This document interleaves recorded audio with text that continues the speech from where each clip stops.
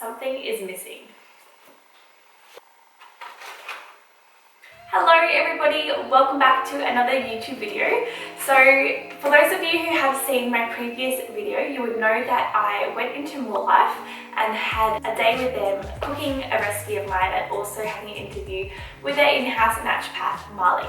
So this video right now, I'm going to share with you the interview that I had with Marlie. I asked her everything about gut health, considering I have had extremely bad gut problems in the past, and I have healed my own gut, but everything in this video is to help you if you have the same problems. And everything that we talk about is stuff that I wish I had have known when I was going through my journey. So I hope that you find value out of this video, and if you do, don't forget to like and subscribe, and also leave a comment if you have any questions, and I will definitely send them on to Marlie and she can answer them for you. So enjoy the video. Alright. Hi Brittany, I'm Marlie. I'm one of the naturopaths here at Morlife. Thank you for coming today. It's really nice to be able to collaborate with you and see what kind of cool things we can create in the kitchen. Definitely. I can't wait to try it. Me too. Thank you for having me. So I suppose today what I wanted to have a chat to you about was gut health, because I have had so many gut problems myself over the past few years, and I got to a point where I actually thought that my symptoms and everything was normal, and that the pain I always felt was something that everyone else felt as well. Yeah. And it wasn't until I actually learned about gut health that I realised I had a problem. So I suppose I just wanted to ask you a few questions about it and get your opinion, and maybe get your advice on how we could help some other people if they have the same symptoms. Okay, cool. Well, to start with that, so as a naturopath, we often ask a lot of really weird questions. Yeah. We're not going to do a consult today, No, but I would really like to know, so a little bit about your story with what happened with your gut journey, so I can kind of see where you were coming from. Yeah, definitely. So I, every time I would eat food, I would be in so much pain. It would be like a stabbing pain in my stomach. And that would go on every single time I ate. And I would wake up feeling really fit and healthy for the day, and I'd go to bed being so bloated and inflamed, and I was just like, oh, must just be because I've eaten too much today, not thinking that it was anything else. Yeah. And also I suffered really bad anxiety.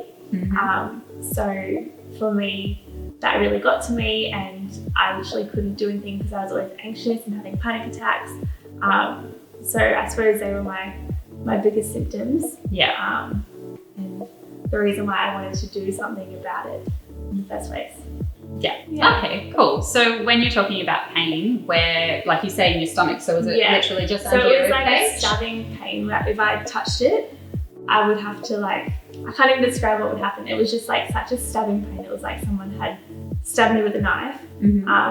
I suppose, it was in my stomach, but it was kind of going up and down just and kind around. of all in that area.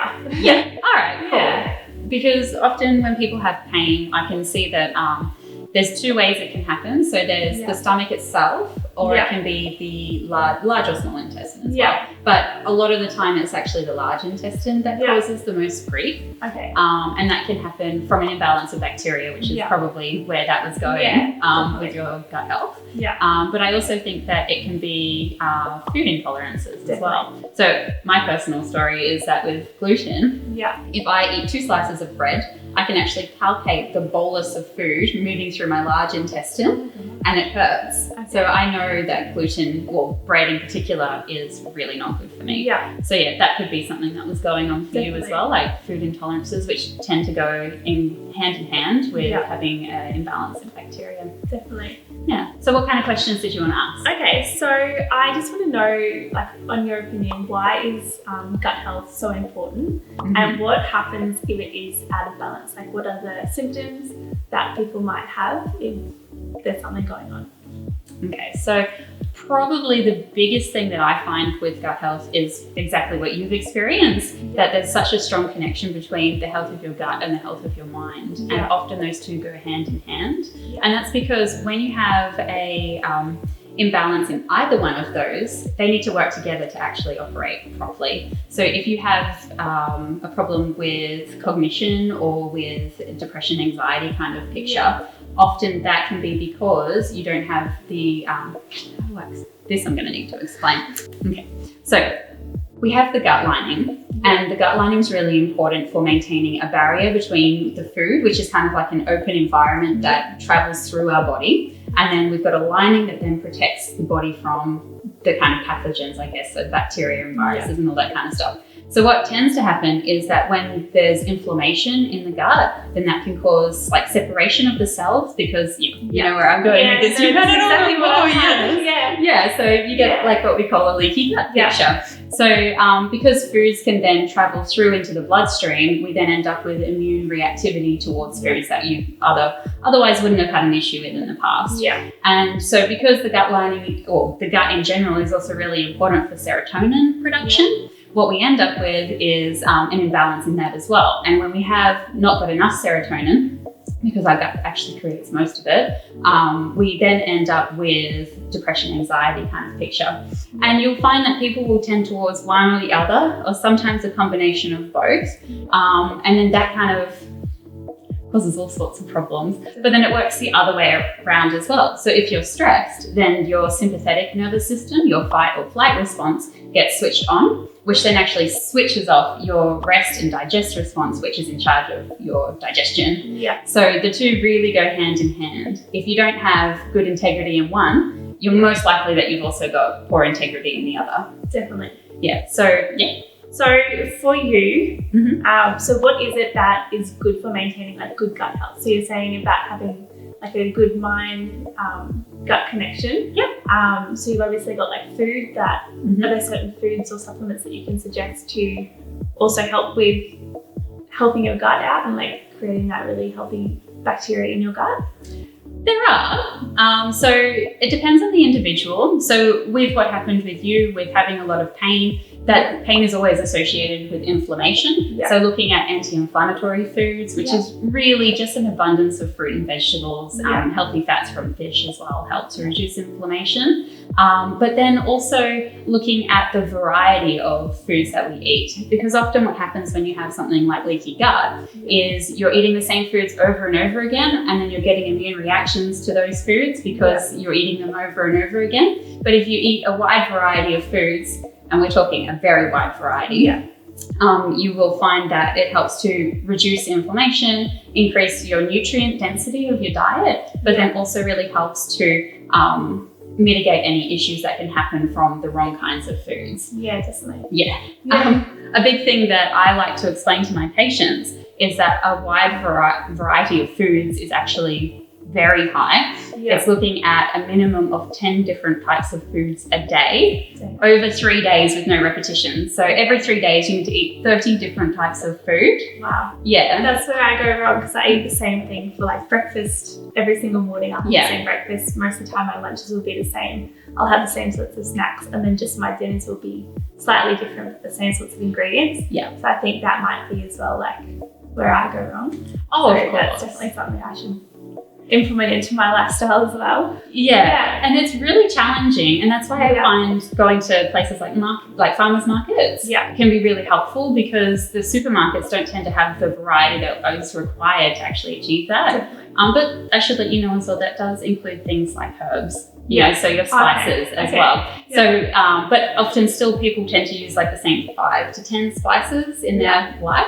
So just making sure that you are experimenting all the time, which is what you do. Something that I'm very happy to do. Yeah. Okay, and then in terms of supplements, so for me, when I went down the path of trying to heal my own gut, I got into doing things like L-glutamine supplements and collagen, definitely collagen, and also having like higher fats and everything like that as well, as well as like pre and probiotics. And there was something else as well, but I'm sure that will come to me. Gelatin, which is the same as collagen, but I would have like beef gelatin in the mornings. Is there any sort of supplements that you can suggest if people for sure want to heal their own gut or have symptoms that they might need to fix the gut linings? So glutamine is amazing for that. I find that one's really, really helpful. I recommend it to my patients almost all the time. Most of the time they'll leave with some form of amino acid blend, and it's usually containing glutamine because it is so integral to your immune system. So glutamine is actually the food that your immune cells use to create energy.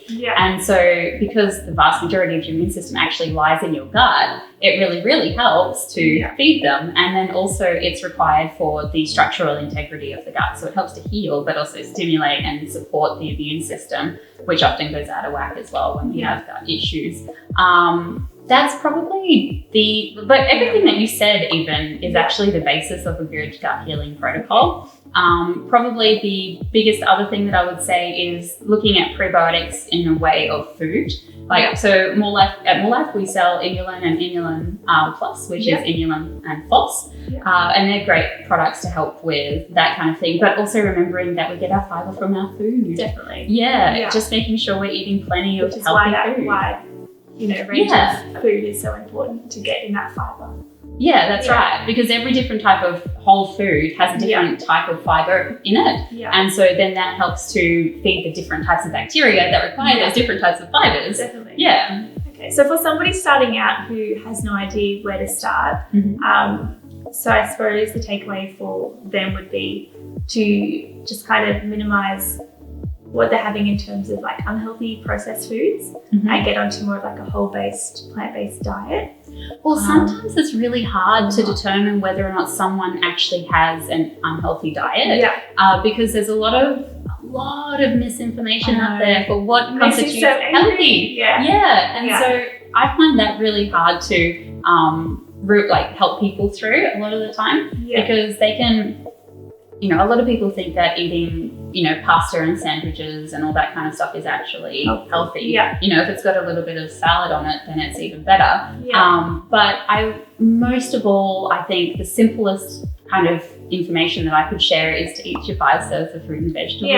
Which not many people do. So it is very important to make sure that we do it and have a good variety as well. And more as well. So I've read quite a bit of research looking at making sure you consume 9 different types of fruit and vegetables per day, and that's considered optimal health. So if you can combine the variety with the volume, I think you've got a pretty good basis for making sure that you're actually on the right track. Definitely. So how long does the process of actually healing or like getting on top of it, how long would that take? Is it something that can happen overnight, or is it something that you have to be, consistent with and just help the process over like weeks or months? Or it depends on the individual. So a lot of people don't recognize that they actually have a food intolerance, and so they don't notice a difference straight away when they remove a suspected food intolerance from their diet. But then other people, if you have, say, an intolerance to dairy or to lactose, you get symptoms straight away after eating it. And then you notice that as soon as you take it out of your diet, it goes away really fast. If you're removing something like gluten, you don't actually notice any change until you've been completely gluten-free for like 6 months. So a lot of the time that process can be quite slow. Definitely. But I think the biggest key thing to recognize is how do you feel? And so if you're making changes and you're improving the quality of your diet, the variety of your foods, making sure you're eating enough of the right types of foods, and you should start to notice an improvement even without making any other changes, and also reducing, if you were to eat that amount of fruit and vegetables that we're talking about, you notice that you don't actually really want to eat the other foods, so they kind of get replaced. And so by doing that, you kind of feel better, and then if you feel better, then you can actually keep going. And that's probably the biggest thing that I notice with people is as long as they're starting to feel like they're making a positive change, then that's when it starts. Definitely. And then it can go on for weeks, months, years afterwards, like the healing process. I suppose it never really ends as well, because you eat something sometimes and you get a symptom and you know not to eat that. I suppose it comes down to being in tune with your body and how you feel when you eat certain things. And your mind state when you're eating. Your mind, I've actually had patients that have such great anxiety that when they're actually eating food, they're stressed and they're not digesting anything, and they come to me with a long list of food intolerances, but really they're just stressed and they can't digest anything because they are like unable to digest. And so in that case, if you just manage the stress aspect of it, the digestion actually improves on its own. Definitely. So it's not just through food, it's also through other lifestyle things like doing mindful things like meditation and just calming yourself down. To help just everything just calm down. Anything to slow, because our lifestyle now and the way that we live is insane. It is. And it keeps getting faster. I feel like as I get older and as time progresses, that everything's just moving so much more instantaneously. And so you kind of feel a lot of the time that we don't physically have time to rest. But if we don't rest, then we don't actually get the opportunity to allow the body to heal and relax, which then keeps everything in balance on its own. I think for me, that was the biggest thing that caused my gut problems, was the fact that I was always on the go and I was just always stressed out, and my body just needed time to rest and recover and be able to heal itself and absorb the nutrients that I was eating. Because I was always eating, I've always eaten quite clean for like quite a few years now, so I could never figure out what it actually was that was causing the pain. And then once I figured out I had to incorporate more meditation and mindfulness into my lifestyle, everything changed. So it is such a big mind-gut connection. Oh, it's huge. And it's all of them together. It's all the body systems. But those two in particular are the biggest players. And they can either be friends or enemies. We need to make them friends. We need to make all of our body systems friends. That would be really good. Well, that's all the questions I have for you. Cool. So thank you so much. Absolute pleasure. I'm sure I'll have a few more that I'll send through to you. But please do. And if anyone has any questions from your end, send them through. I'll be happy to answer them. Sounds good. Thank you so much. No worries at all. Thank you for having me here. So that is it for today's video. I hope you found value in our interview. Like I said at the start, this is everything I wish I had known when I was starting to heal my own gut for myself. And I will definitely be sharing with you my own gut healing story and everything I did in order to heal myself. And honestly, having healed your own gut, I have never felt better, and it is so good to be able to eat food now and not be in pain. So I hope you found value. If you did, don't forget to subscribe, like and comment, and also comment any questions that you may have, and I will send them on to Marlie myself. So thank you very much, and I will see you in my next YouTube video. Thank you, bye. I don't know why one side always gets really curly and the other side just meh.